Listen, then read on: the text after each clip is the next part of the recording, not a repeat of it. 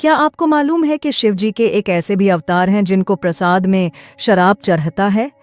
काल को अपने वश में कर सके वो है काल भैरव। एक श्राप शिव जी के काल भैरव अवतार को भी मिला। हम जिस ब्रह्मा जी को पहचानते हैं उनका 4 ही सर है, न कि 5। जब ब्रह्मा और विष्णु दोनों ये निर्णय नहीं ले पा रहे थे कि उन दोनों में शक्तिशाली ज्यादा कौन है, काल भैरव ने निकलते साथ ब्रह्मा जी ने जिस मुख से उन्होंने घमंड का परिचय दिया था उस सर को ही काट दिया। पर काल भैरव आए कहां से? काल भैरव की कहानी शुरू कहां से होती है? आप सभी को मेरा प्रणाम। मेरा नाम है गौरी। शिव जी का वाहन कौन है? नंदी। गणेश जी का वाहन कौन है? चूहा। कार्तिक का वाहन कौन है? मोर। लेकिन क्या आपको पता है कि शिव जी के एक अवतार का वाहन या उनके साथ चलने वाला जो जानवर है वो कुत्ता है? भगवानों को प्रसाद में क्या चढ़ता है?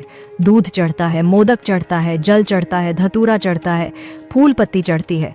लेकिन क्या आपको मालूम है कि शिव जी के एक ऐसे भी अवतार हैं जिनको प्रसाद में श्राप चढ़ती है? जी, आपने सही समझा, मैं बात कर रहा हूँ काल भैरव की। उज्जैन के काल भैरव की, जिनको समय का देवता भी माना गया है। नाम में ही है काल भैरव।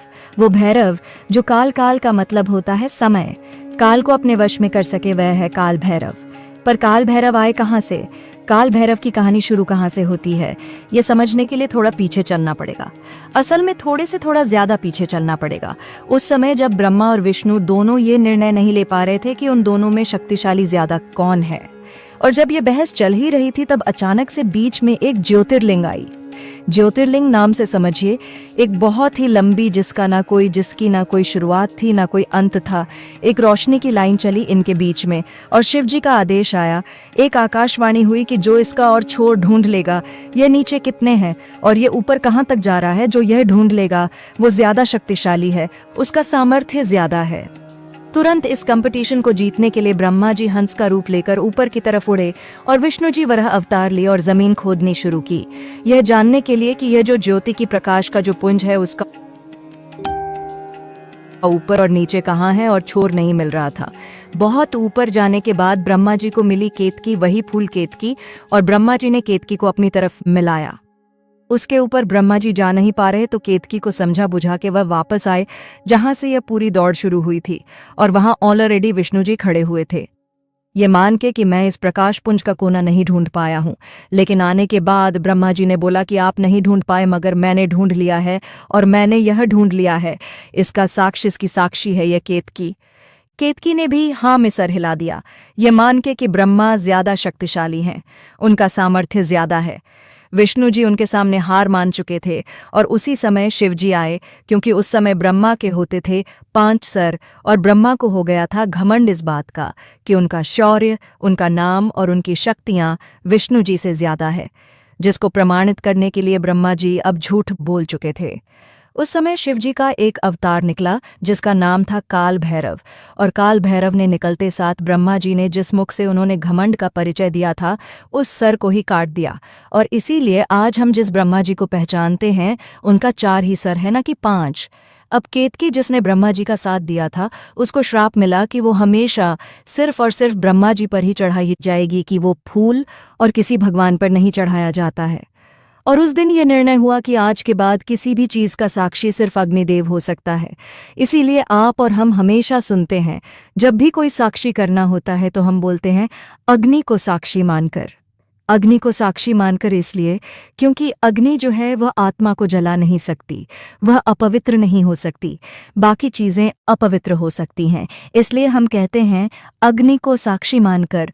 और केतकी के इस झूठ के बाद जब केतकी ने यह झूठ कहा कि मैं इस बात की साक्षी हूं कि ब्रह्मा ने एक कोना ढूंढ लिया है, उसके बाद से ब्रह्मा को यह भी श्राप मिला कि ब्रह्मा जी का पूरे विश्व में कोई मंदिर नहीं होगा, सिर्फ एक मंदिर है, वो है राजस्थान के पुष्कर में। बाकी आप ढूंढेंगे और आपको नहीं मिलेगा ब्रह्मा जी का अलग से मंदिर, इसके बनिस्पत जितने मंदिर शिव जी के और विष्णु जी के पूरे विश्व में हैं। तो यह थी ब्रह्मा जी की कहानी, पर हम कहानी कह रहे हैं काल भैरव की। यहाँ से काल भैरव उत्पन्न हुए थे। शिव जी के 19 अवतारों में काल भैरव एक अवतार हैं। कुछ सबसे शुरुआती अवतार में से हैं। रुद्र और अवतार हैं, गुस्से में रहते हैं, उनको शांत करना बहुत कठिन है, और काल भैरव के लिए माना जाता है वह समय को मोड़ सकते हैं, वो धर्म के रक्षक हैं, और धर्म के रक्षक होने का मतलब ये है कि जब भी कोई भी धर्म पर आंच आती है तो हम शिव जी के भोलेनाथ स्वरूप को या नंदी स्वरूप को याद नहीं करते हैं। हम उनके रुद्र अवतारों को याद करते हैं, जिसमें से एक और सबसे खतरनाक माने गए हैं काल भैरव। काल भैरव ने नाराजगी में गुस्से में ब्रह्मा जी का जो सर काटा, ब्रह्मा जी को जो इस वजह से उनके झूठ के वजह से श्राप मिला, साथ में केतकी को जो श्राप मिला, ये सारे श्राप नहीं थे। इन सब के साथ एक श्राप शिव जी के काल भैरव अवतार को भी मिला। जैसे ही उन्होंने ब्रह्मा का सर काटा, वो ब्रह्मा काल भैरव के त्रिशूल से उनके हथियार से चिपक गया। अब वो कटा हुआ सर, वो जहां भी शिव जाते थे साथ साथ, मतलब जहां भी काल भैरव जाते थे साथ साथ वो भी जाता था और उनको ब्रह्म हत्या का श्राप लगा। अब घूमते घूमते और इस ब्रह्मा जी के सर से छुटकारा पाने के लिए, मुक्ति पाने के लिए वो दर दर भटक रहे थे। और तब जाके वो ब्रह्मा जी का वो सर उनसे अलग हुआ उज्जैन की नगरी में। और इसीलिए उज्जैन है काल भैरव की नगरी, जहाँ पर काल भैरव का बहुत बड़ा मंदिर है, जो इस बात का प्रतीक है कि जब भी धर्म पर कोई आंच आती है या कोई काला जादू जैसी चीज़ें होती हैं, किसी भी तरीके से रौद्र रूप की पूजा करनी होती है। शिव जी की तो हम याद करते हैं काल भैरव को। काल भैरव की पूजा वो लोग भी करते हैं जो अपने ग्रहों को राहु से बचाना या छुड़ाना चाहते हैं। तो यह थी काल भैरव की कहानी, जो समय को अपने वश में करने की क्षमता रखते हैं और इतने शक्तिशाली हैं कि उनसे देव, असुर, दानव और स्वयं ब्रह्मा भी डरते हैं। यह थी काल भैरव की कहानी। लगी हो तो वीडियो को लाइक करें और अपने इस चैनल को सब्सक्राइब करने का कष्ट करें।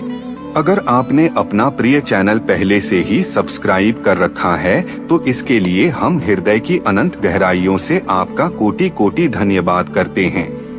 अगली प्रस्तुति में हम आपके लिए एक नई कथा लेकर आएंगे। तब तक के लिए जय हिंद, जय भारत।